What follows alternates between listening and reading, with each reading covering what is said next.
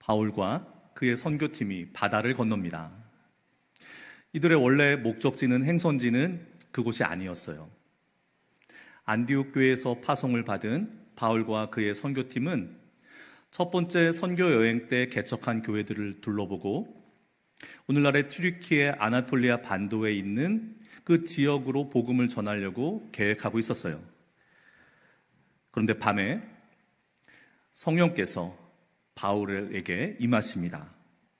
사도행전 16장 6절과 7절에 성령이 아시아에서 말씀을 전하지 못하게 하시거늘 그들이 부르기아와 갈라디아 땅으로 다녀가 무시아 앞에 이르러 비두니아로 가고자 애쓰되 예수의 영이 허락하지 아니하시는지라. 아멘. 성경은 성령을 예수의 영이라 이렇게 말하고 있습니다. 하나님의 영이죠. 그런데 이 선교의 그 걸음을 성령께서 인도하고 계신 것입니다.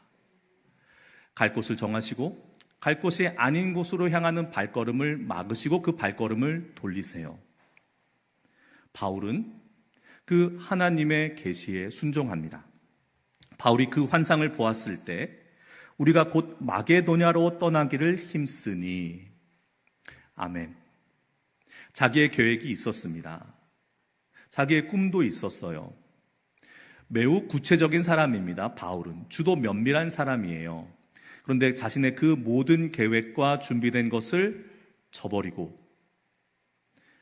발걸음을 돌려 바다를 건너기로 합니다. 이것이 순종이에요. 내 계획보다 하나님의 계획을 우선하는 것, 내가 준비한 것, 버리기 아깝잖아요. 그러나 그것을 아까워하지 않는 것이 순종입니다. 그리고 이는 하나님이 저들에게 복음을 전하라고 우리를 부르신 줄로 인정함이러라. 저는 이 말씀 앞에 멈춰서요. 성경은 분명히 우리를 부르신 줄로 이렇게 기록하고 있습니다. 복수예요. 바울을 부르신 줄로가 아니라 우리를 부르신 줄로예요. 바울은 선교에 나설 때 팀을 꾸렸습니다. 공동체를 꾸렸어요. 그 공동체에는 디모데도 있었고 누가도 있었습니다. 바울이 꿈의 그 본 환상을 자기의 팀원들과 사랑하는 동료들과 나눈 거예요. 그리고 그 탁월한 지도자가 하나님께서 우리를 바다 건너 유럽 땅으로 가라고 하신다. 그러면 결정이 된 것일 텐데, 그 결정대로 하면 된 것일 텐데 이들은 모여서 회의를 합니다. 회의라기보다는 기도회였을 거예요. 우리 지난주까지 세 주에 걸쳐서 베드로 사도의 그 일들을 살펴보았는데요. 거기에서도 동일한 일이 있었어요. 고넬료에게 복음을 전하고 세례를 베푼 베드로가 예루살렘 교회로 돌아왔을 때 예루살렘 교회의 으뜸 지도자였던 베드로는 자신에게 성령이 임하셔서 행하게 하신 일들을 설명해야 했어요. 그리고 공동체로부터 동의를 구해야 했습니다. 그리고 동의는 그런 지적 합의나 동의가 아니에요. 이 일이 참으로 하나님께서 우리를 통해 하신 일이구나, 함께 하나님께 감사하게 했다, 그 말입니다. 바울도 동일한 일을 하고 있어요. 하나님께서 지난밤 나에게 꿈의 환상을 통하여 마게도냐 사람이 우리에게로 건너와서 우리를 도우라 하셨는데 이것이 나에게 임한 하나님의 계시인 것은 분명하지만 우리 확인해 보자. 그들은 기도하였을 것입니다. 깊이 기도하였을 것입니다. 그리고 그 기도가 끝났을 때 서로를 바라보며 이것은 우리를 부르신 줄로 알미라, 인정함이라. 여러분, 우리라는 말에 주목해야 됩니다. 신앙은 개인적인 것인 동시에 공동체적인 것이에요. 우리는 우리의 하나님을 만나는 방식에 있어서 나의 하나님을 먼저 만나게 됩니다. 나와 하나님이 인격적으로 만나게 되어 그분이 살아계시고 그분이 나를 위하여 구원의 일을 행하고 계신다는 것을 내 인격을 통하여 알게 됩니다. 믿게 됩니다. 그리고 그러한 사람들은 오늘 성경 본문이 우리에게 들려주는 것처럼 반드시 공동체를, 교회를 이루게 되어 있어요. 요즘 우리가 어떤 시대를 살고 있냐면 신앙이 지극히 개인적인 일이 되고 있어요. 이것을 신앙의 사사화라고 합니다. 사적인 일이다 이거죠. 내가 어떤 신앙을, 종교를 선택하건, 내가 어떤 형태로 그 신앙생활을 이어가건 그것은 나의 일이다 전적으로. 그러니 나도 당신에 대해서 이야기하지 않을 테니 당신도 나의 신앙에 대해서 이야기하지 말아달라, 간섭하지 말아달라. 이것이 이 시대의 풍조입니다.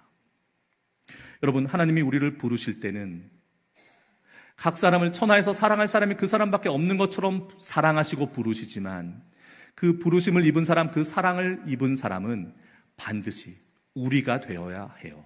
우리가 됩니다. 공동체를 이루게 되어 있어요. 우리가 되지 못한 부르심은, 공동체 교회를 이루지 못한 부르심은 온전한 부르심이 아니에요. 우리란 말에 주목하게 될 때 사도행전을 읽어나가는 하나의 중요한 열쇠 하나를 발견하게 돼요. 편한 마음으로 들으셔도 됩니다. 사도행전은 누가 기록했을까요? 누가가 기록했습니다. 일부 예배에서는 더 많이 웃으시던데 누가는 정확한 사람이에요. 의사 누가는 정확한 사람입니다. 누가가 바울과 함께 동행하여 움직이거나 일을 행할 때는 반드시 우리라고 기록합니다. 우리가 부르신 줄로, 우리를 부르신 줄로 인정한다. 우리가 곧 마게도냐를 떠난다. 이렇게 말입니다. 그러나 따로 떨어져서 사역에 임할 때는 그 호칭이 달라져요. 주어가 달라집니다. 그들이 데살로니가로 행할 때 이렇게 바뀝니다. 그래서 우리란 표현을 접할 때면 누가가 지금 바울 사도와 함께 있구나. 우리가 아닌 다른 표현이 있다면 지금은 떨어져서 각자 일을 행하고 있구나. 이렇게 읽어 나가시면 됩니다. 다시 말씀으로 돌아와서 우리가예요, 여러분.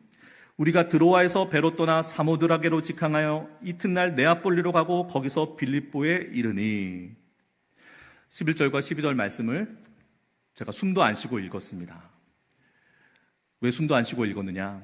쉼표가, 성경 본문에 쉼표가 없어서가 아니라 숨 쉴 겨를이 없는 것처럼 이 바울과 그의 선교팀이 움직이고 있어요.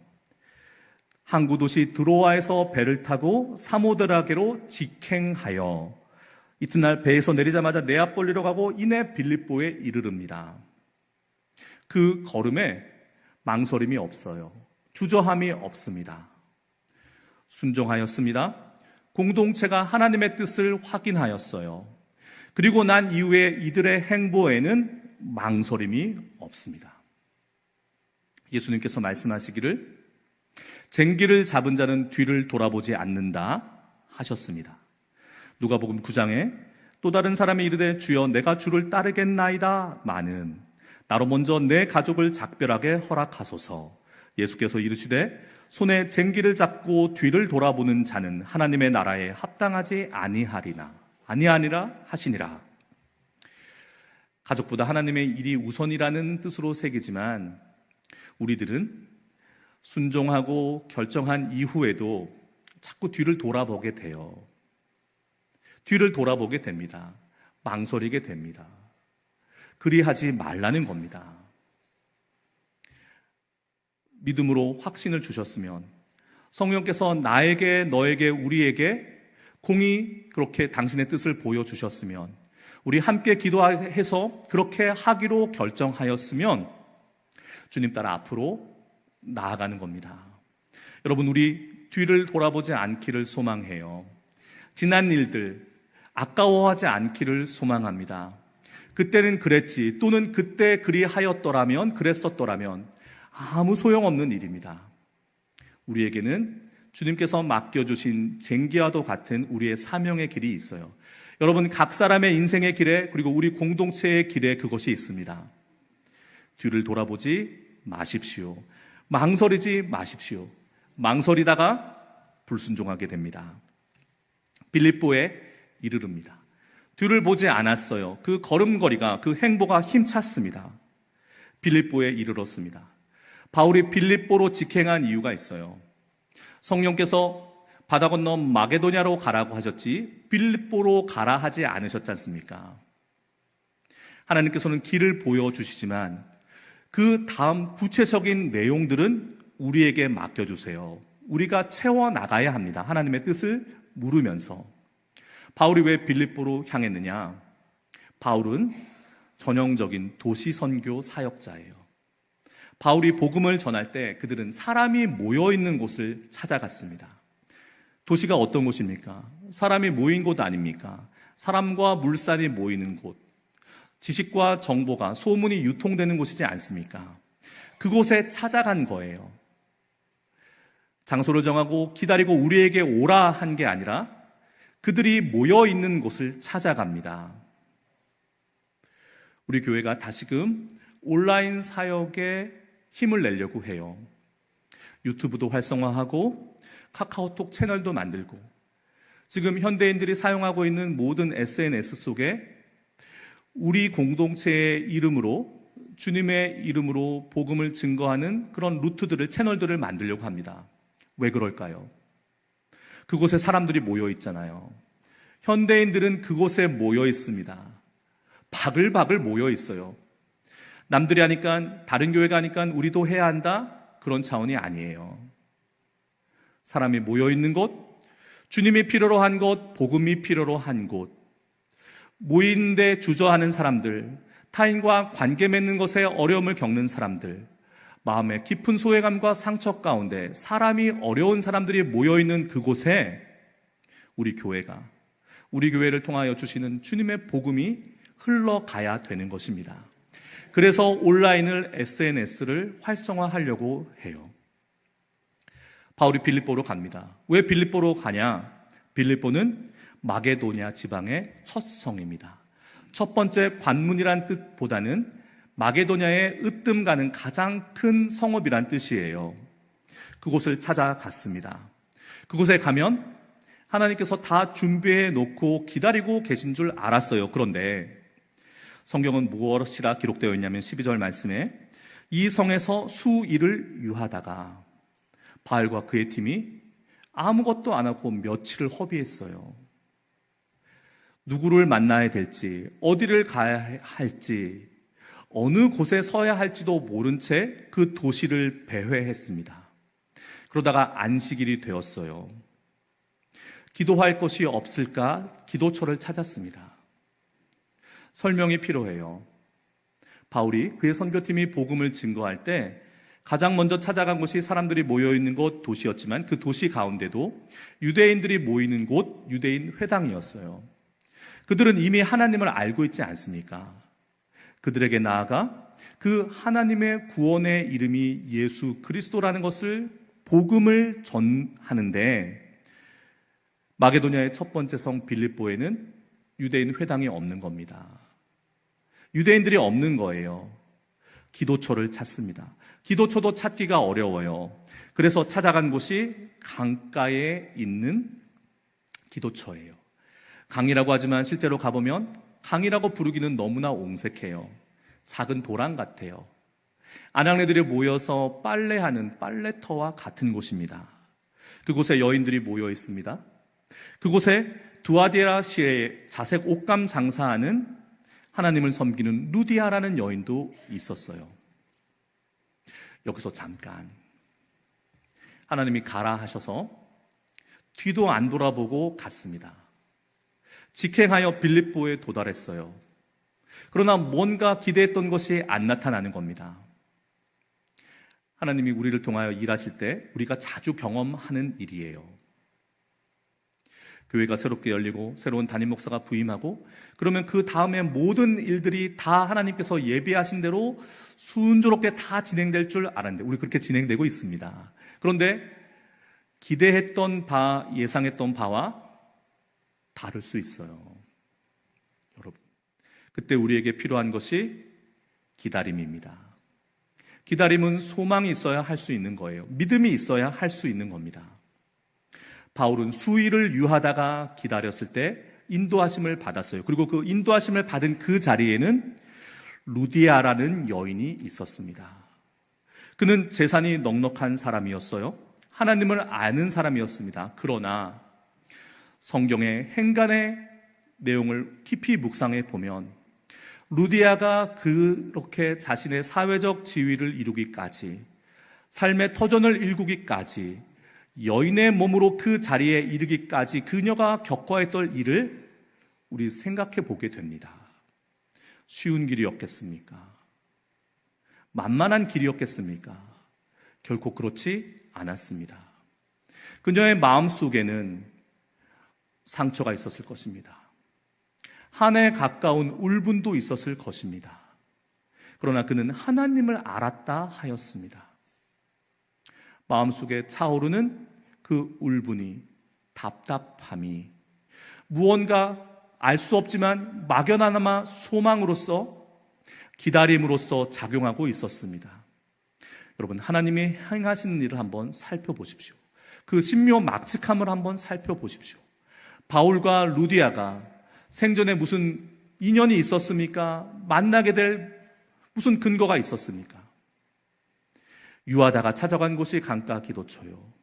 무언가 답답한 마음으로 하나님께 기도하기 위해서 찾은 곳이 강가 기도처였습니다. 그곳에서 만나게 하셨습니다. 바울은 전합니다. 루디아는 듣습니다. 그때 주께서 그 마음을 열어 바울의 말을 따르게 하신지라. 아멘. 주님께서, 성령께서 루디아의 마음을 여십니다.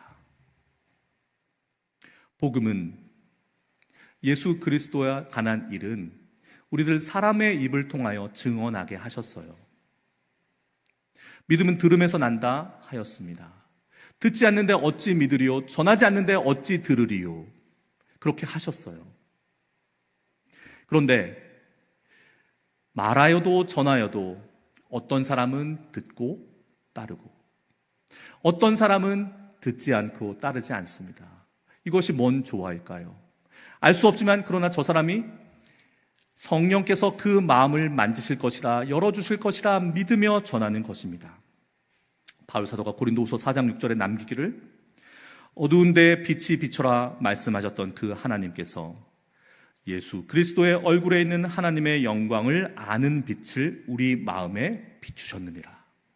성령의 조명, 그 비추심이, 그 빛이 우리 가운데 임하였기 때문에 우리의 마음이 열린 겁니다.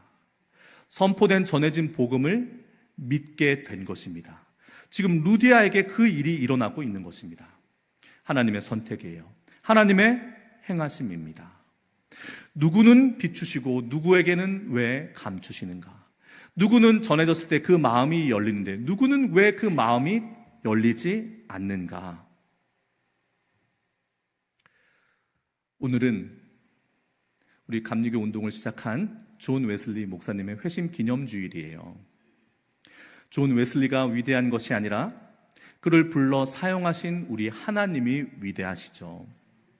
존 웨슬리도 복음을 전하면서 방금 우리가 봉착했던 그 질문에 다다랐어요. 이렇게 열심으로 복음을 전하는데, 바다 건너 신대륙의 복음을, 남들이 찾지 않는 소외된 세대의 계층을 찾아가서 복음을 전하는데 누구는 듣는데 왜 누구는 듣지 못하는가? 듣지 않는가? 바울과 존 웨슬리는 동일한 깨달음이 있었습니다. 주께서 그 마음을 열어 성령께서 행하셔야만 가능한 일이에요. 그래서 이것을 많은 기독교 신자들은 이것은 하나님께서 하시는 일이다, 예정되어 있다, 이른바 예정교리, 선택교리라 이렇게 말합니다. 이 예정이라는 것, 오해가 참 많은 기독교 교리 가운데 하나예요.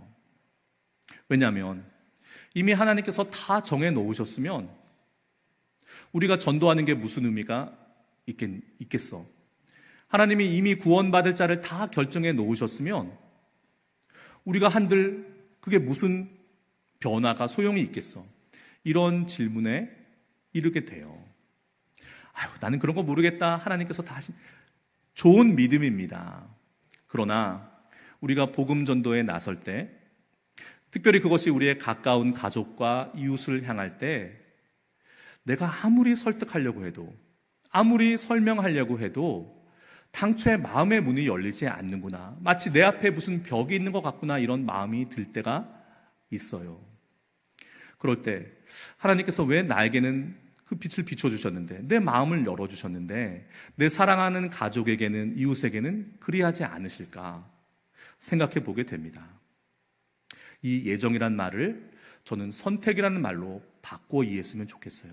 그리고 그 선택은 너희가 나를 택한 것이 아니요 내가 너희를 택하여 세웠나니 하나님의 것이에요. 그러나 그 선택은 내가 너를 구속하였고 내가 너를 지명하여 불렀나니 너는 내 것이라 하시는 하나님의 은혜입니다. 우리 삶을 해석하고 살아야 돼요. 여러분, 생각하고 나의 삶에 일어난 일들을 신앙의 관점에서 잘 해석하며 살아야 합니다. 삶을 해석하는 관점에 운명이란 말과 섭리란 말이 있어요.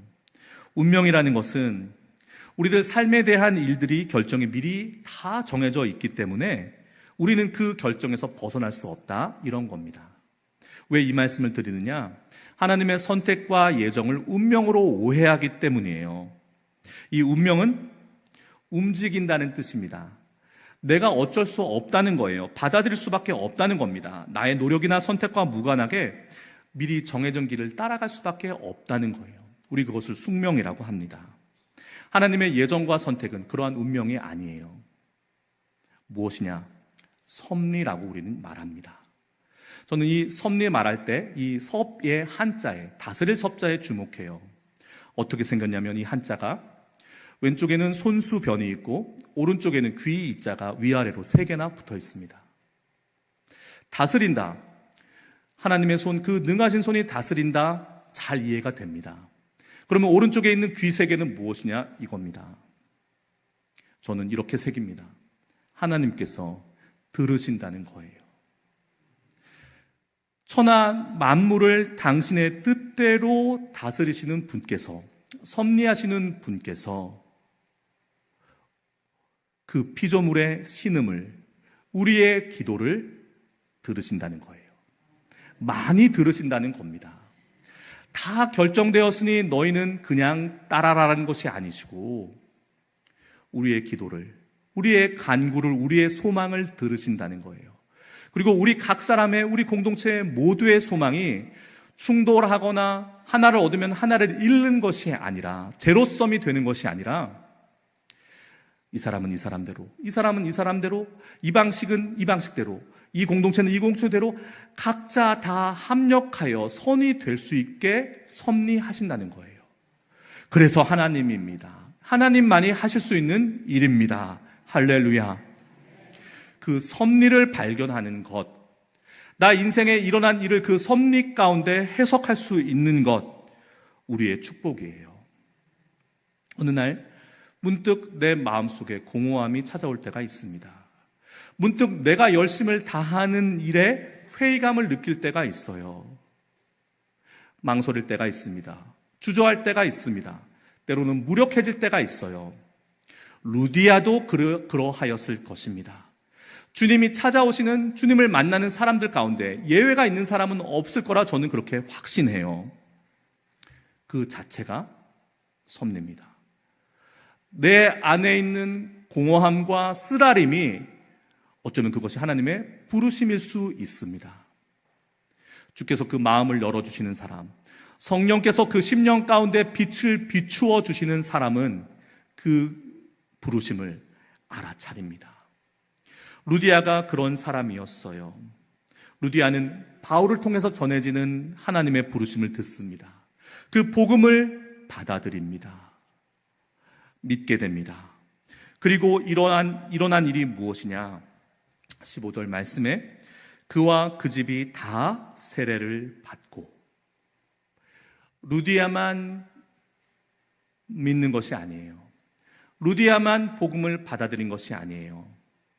그와 그 집이, 루디아와 관계된 모든 이가 복음을 받아들입니다. 여러분, 저는 이것이 하나님께서 행하시는 구원의 일의 가장 중요한 특징이라고 믿어요. 어느 날 나에게 복음이 임합니다. 내 것이지만 동시에 내 것이 아니에요. 그곳에 머물러 있지 않습니다. 왜냐? 부어주시는 복음은, 부어주시는 성령은 공동체의 영이기 때문에 그렇습니다. 사람을 찾게 됩니다. 공동체를 이루게 되어 그와 그 집이 다 세례를 받았다 함은 루디아의 그녀의 집에 교회가 세워졌다는 뜻입니다. 두 사람이 모이면, 주를 믿는 자 두 사람이 모이면 공동체가 되고 교회가 됩니다. 마게도니아 땅, 유대인의 회당조차 변변한 기도처조차 없었던 그 땅에 교회가 세워집니다. 그것이 마게도니아 땅 첫 번째, 유럽의 첫 번째 세워진 빌립보 교회예요. 우리 교회도 그러한 성령의 역사 가운데 세워진 교회임을 믿습니다. 한 사람이 두 사람이 되고 두 사람이 세 사람이 됩니다. 교회란 주님의 몸입니다. 주님 이외의 구원의 이름이 없듯이 주님의 몸인 교회 밖에도 구원이 없습니다. 설교의 앞부분에서 이 시대의 많은 이들이, 젊은이들이 신앙을 지극히 사적인 일이다 여긴다 했습니다. 유튜브에서, 매체에서 좋은 설교와 찬양 골라 듣고 그것으로 은혜 받고 그 받은 은혜대로 봉사하고 도덕적으로, 인격적으로 온전하게 살려고 하는 것, 그러면 그것이 신앙이 다 된 것이 아니냐. 교회를 바라봤더니 왜 이렇게 말도 많고 탈도 많느냐. 목회자를 바라봤더니, 그 다음 이야기는 하지 않겠습니다. 여러분, 주님께서 우리를 부르실 때, 성령께서 우리의 마음을 열어주셨을 때, 비추셔서 복음을 믿게 되었을 때, 그 다음 일은 공동체예요. 사람을 찾게 됩니다. 받은 은혜를 함께 나눈 사람, 사명을 함께 질 사람, 이 길을 함께 갈 사람을 찾게 되어 있습니다. 혼자서는 갈 수 없는 길이에요. 애초에 하나님의 구원의 계획에는 혼자가 없었습니다. 공동체만 있었습니다.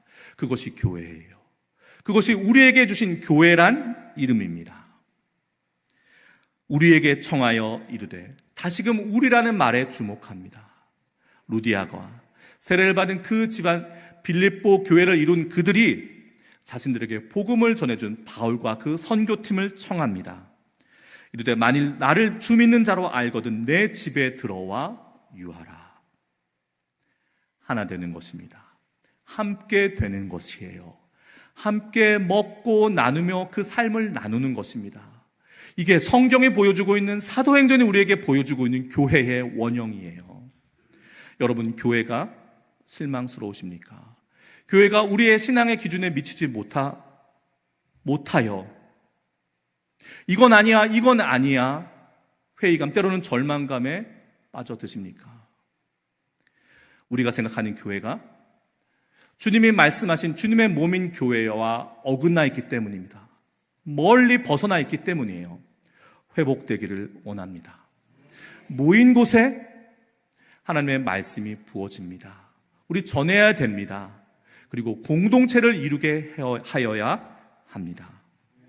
오늘 사도행전 16장 말씀을 통하여서 바울사도와 그의 선교팀과 그들의 행한 일과 그들의 행보와 그 복음을 받아들인 루디아와 그 집에 일어난 일이 우리에게 그것을 보여주고 있습니다. 하나님이 우리에게 말씀하실 때 순종하여야 하겠습니다. 나에게만 부어주시는 은혜가 아닙니다. 우리 공동체에게 부어주시는 은혜입니다. 서로 확인하여야 하겠습니다. 그러기 위해선 더욱 하나 되어야 하겠습니다. 나누어야 하겠습니다. 나에게 부어주신 은혜를, 나에게 주신 성령의 감동을 확인하고 나누어야 하겠습니다. 하나님이 우리를 부르신 뜻, 저는 선포합니다. 우리를 주님의 몸된 교회 되게 하심이에요. 우리를 진정한 주님의 교회 되게 하시는 것, 그것이 우리의 부르심의 소명입니다. 여러분, 우리는 그렇게 부름받은 사람입니다. 그렇게 부름받은 공동체예요. 비록 연약하고 부족하고 이건 아니잖아 라는 일들이 많을지라도 그 일을 통해서 하나님은 역사하세요. 우리를 만들어 가십니다. 그것이 없는 완전 무결한 교회와 완전 무결한 신앙인을 원하십니까? 미혹의 영입니다. 그러한 신앙인은, 그러한 신앙 공동체는 주님께서 이루어 가실, 주님이 오실 그날에만 완성되는 것이지 그 도상에 있는, 그 도중에 있는 우리들에게는 기대할 수 있는 것이 아니에요. 부족함에 대한 낙심과 정죄함이 우리 가운데 사라지길 원합니다. 나의 자격 없음에 대한 그 절망감, 그 위선적인 겸손으로부터 벗어나길 바랍니다.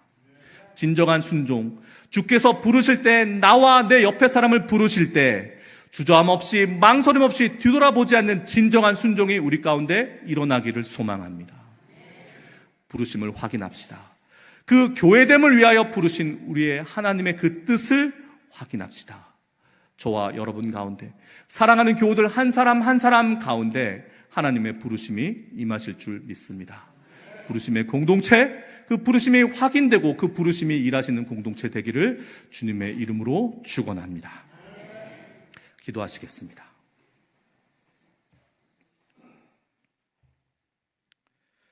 거룩하신 하나님, 하나님께서 행하시는 일에 순종하는 우리 되게 하여 주옵소서. 내가 아닌 우리가 되게 하옵소서. 주를 따를 때 망설이지 않게 하옵소서. 성령님 도와 주시옵소서. 예수님의 이름으로 기도합니다. 아멘.